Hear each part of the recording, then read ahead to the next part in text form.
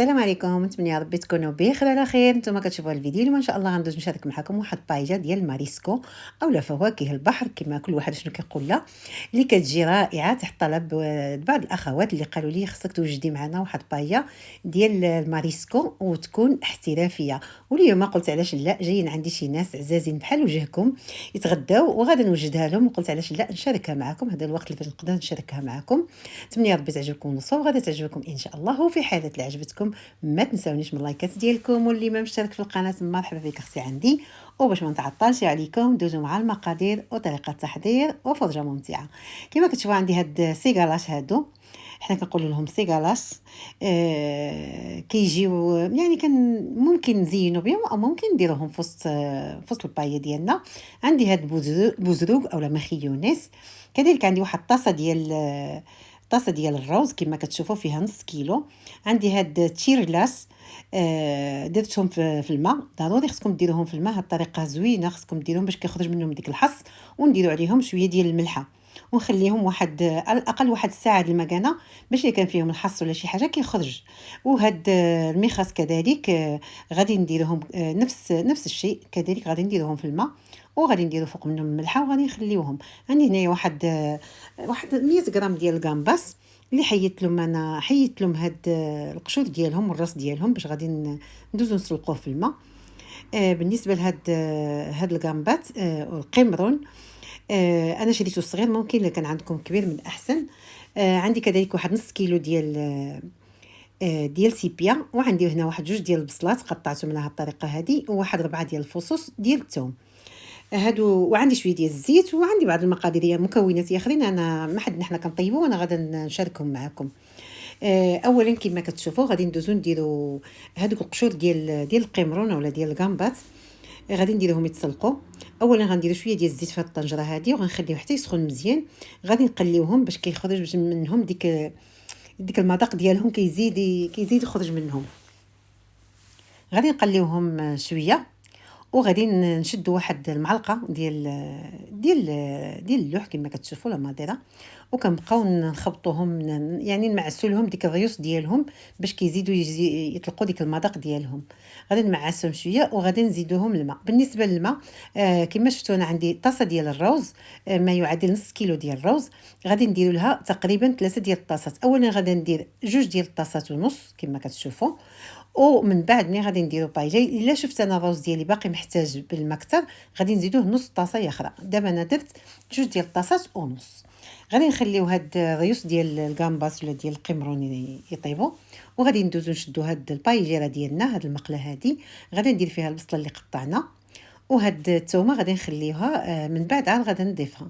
صافي غادي نخليو البصله ديالنا تقلع على خاطرها. من الاحسن تكون العافيه متوسطه، ما تكونش مجهده بزاف. ملي تقلات البصله ديالي درتها على جانب، وغادي نديرو هاد السيكالاس باش غادي نديرهم واحد غادي نديرهم 2 دقائق. الدقيقه الاولى غادي نديرهم على جهه والدقيقه الثانيه على جهه اخرى، يعني غنقلبوهم على وجههم على ظهرهم. غادي كما قلت لكم غادي نديرهم غير واحد 2 ديال الدقائق وكنحيدوهم. هاد السيغالات هادو ممكن نديرهم في وسط البايجه، ولكن انا اليوم غادي نديرهم على هاد الطريقه هذه وغادي نخليهم على جانب باش يعني في اخر الفيديو غادي في الشكل النهائي غادي نشكل بها، غادي نزوق بهم البايه ديالي من الفوق. صافي غادي نحيدهم راهم طابوا كما كتشوفوا. غادي ندير لهم شويه ديال التحميره اولا بابريكا، غير شويه هيدا باش تعطيهم شويه ديال اللون، مابقاش اللون ديالهم هيداك الصفر. وغادي نحيدهم وغادي نخليوهم على جانب، وغادي نكملوا الوصفه ديالنا. بالنسبه لهاد البايجه اللي غنوجد معكم اليوم كتجي زوينه بزاف. انا عملتها لكم على واحد الطريقه محترفه اللي كيوجدوها في المطاعم هنايا في مدريد في الريستورانتيس. انا عملتها لكم على الطريقه ديالهم، يعني الطريقه صحيحه باش ديروا بايجه ديالكم ديال فواكه البحر. غادا نزيد كما كتشوفوا البصله خليتها على جانب. زدت هاد سيبيا، هاد نص كيلو ديال سيبيا غادي نقليه شويه وغادي نخلطو مع البصله. بالنسبه لهاد سيبيا يعني كتجي ماشي بحال الكالامار كيجي شويه قاصح، ولكن هاد السيبيا هادي يعني واخا ما حد حنا كنطيبوها وهي كتزيد ترطب كتجي زوينه. بالنسبه للكالامار لا، الكالامار يعني انا اصلا ما كنديرش بايجه بالكالامار، ممكن ديروه علاش لا، ولكن انا كتعجبني نديرها بسيبيا.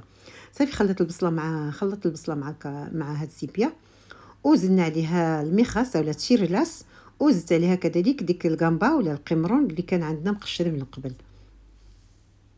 غادي نقلي هاد المكونات ديالي مزيان، زدتهم شويه ديال الثوم. بالنسبه للثوم عندي واحد 4 ديال الفصوص، 4 الفصوص ديال الثوم ولا 5، داكشي على حسب الرغبه، على حسب اللي كتبغيو نتوما. كاين الناس اللي كتعجبهم الثومه بزاف وكاين اللي كتعجبهم شويه.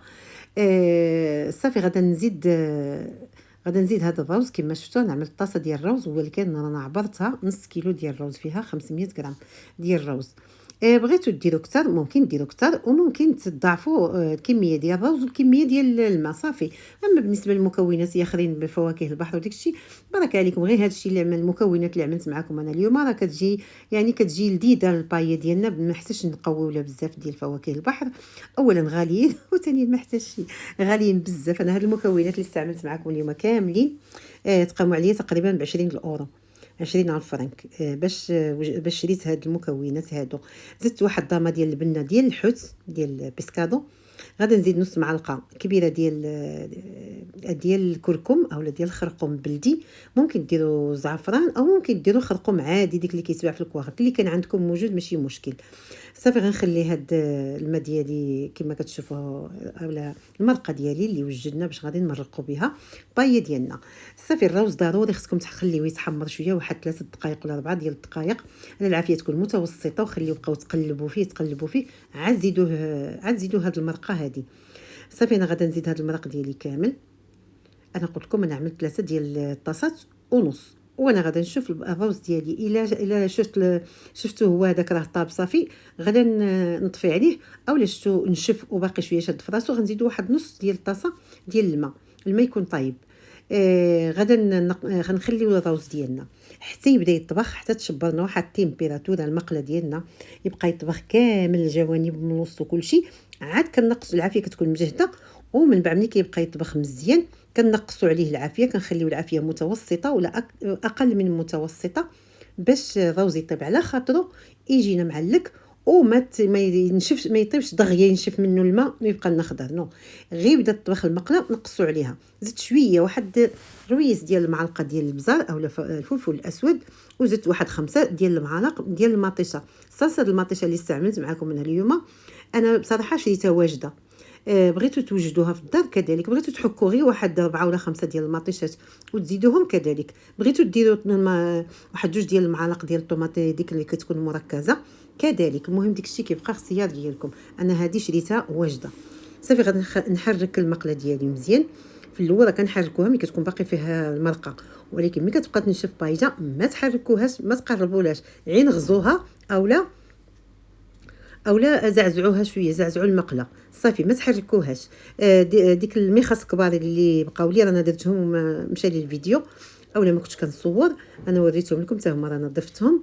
وفي هذه المقله هذه غادي نديروا هاد بوزروق اولا هاد المخيونيس. بالنسبه للمخيونيس غنوريكم الطريقه اللي كنطيب بهم انا المخيونيس اولا كيطيبوها هنايا عاده.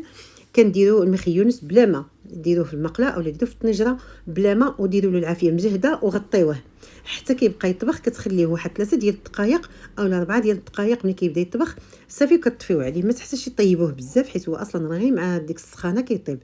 كما كتشوفوا ما درت له لا ماء لا حتى شي حاجه، هو اصلا كيطلق الماء.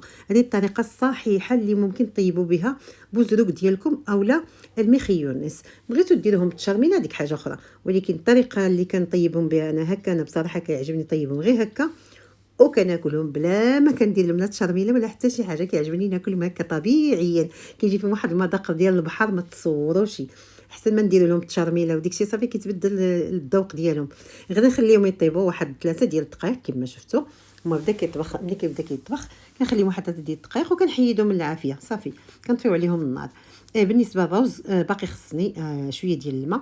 انا زدتو نص ديال الطاسه ياخذ، يعني المجموع ديال الماء اللي عملنا 3 ديال الطاسات ديال الماء مع طاسه ديال الروز باش يبقى الطريقه واضحه. صافي غادي نزيد شويه ديال الملح حيت كما كتشوفوا راه ما عملتش الملح، عملت غير واحد الضامه ديال البنه ديال البسكه وديال الحوت. دابا ملي بقى كيطبخ لي بقات كتطبخ كامله المقله ديالي، غادي نقص عليها العافيه تماما ونخليوها طيب على خاطرها باش ما تحرق. اولا ما غتحرق لكمش الروز، وثانيا غادي يطيب على خاطرو في ديك الماء اللي عملنا له. اما لا قويتو العافيه بزاف غادي ينشف لكم الماء دغيا وغادي يبقى لكم الرز ديالكم خضر. المهم المخيونيس ديالي اولا هاد البزروق انا حيت له يعني خليت له غير واحد الموطع اللي فيها هاد الحيمه ديالو، وغادا نديرو نزينو بها البايه ديالنا.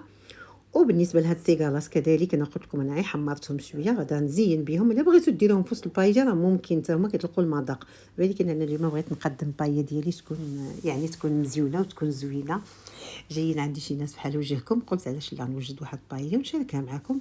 مع بزاف ديال الطلبات كيجوني كيقولوا لي خصنا توجدي معنا بايه سباليونا وتكون بفواكه البحر، وقلت علاش اليوم نوجدها معكم. درت شويه ديال الليمون من الجوانب حيت كما كتعرفوا البايات دائما كتمشي بالليمون، وغادا ندير شويه ديال المعدنوس من الجوانب. هذه راه تزيين ديال المعدنوس راه ماشي ضروري ديروه، فهمتوني؟ بغيتو ديروا المعدنوس كذلك ماشي مشكل. المهم بايه ديالنا جات رائعه، جات زوينه بزاف من ديك الشيء الرفيع شكلا ومذاقا. نتمنى يا ربي تعجبكم الوصفه، غادا تعجبكم ان شاء الله. دابا غادي ندوزو باش غادا نحط معكم شويه في واحد التبصيل باش تشوفوها كي جات، يعني بالتقديم ديالها بغينا يعني حنا كنقدموها فرديا، يعني ماشي ضروري، يعني ممكن ديروها كل واحد التبصيل ديالو. او بغيتو تاكلوها هكا مثلا جماعيا علاش لا ماشي مشكل. المهم كل واحد كياكل كما بغى. انا كنديرها على هاد الطريقه هذه، كنقدمها على هاد الطريقه هذه، كنديرها للطبله. انتم غادي تشوفوا معايا انا وجدت الطبله ديالي وكنقدمها على هاد الطريقه هذه. كل واحد كنعطيه يعني كنعطيه واحد القدر اللي كيجي من حقه. المهم هاد البايه هادي راه تقريبا كلاو فيها 8 الناس، 8 الناس وكلاو والحمد لله. ومن بعد انت ما كتعرفوه قدمنا الديسير وقدمنا من بعد اتاي والحلاوه وداك الشيء راكم بلا ما نحتاج نعاود لكم، راه كلشي عارفينه. ايوا صافي. ولكن بالنسبه للبايجا كان هذا يعني بلاطو رئيسي، قدمته رئيسي يعني كلينا غير البايجا ومن بعد عملنا الديسير صافي، ما درنا شي حاجه اخرى. انا دائما بالنسبه للكسكس ولا بالنسبه للبايجا كندير واحد التبصيل فقط هو اللي كيكون رئيسي، ومن بعد كنقدموا الديسير ديالنا. انا كنقدموا على هذه الطريقه هذه، وانتم كيبقى لكم الاختيار. وصافي هذه الطابله ديالي اللي وجدت. نتمنى يا ربي تعجبكم الوصفه. كما دائما لا عجبتكم بارطاجيو الفيديو مع الاهل ديالكم والاصدقاء ديالكم باش تعمل فائده وكذلك للدعم. وبالصحه والراحه، ونتلاقاو في وصفه مقبله ان شاء الله.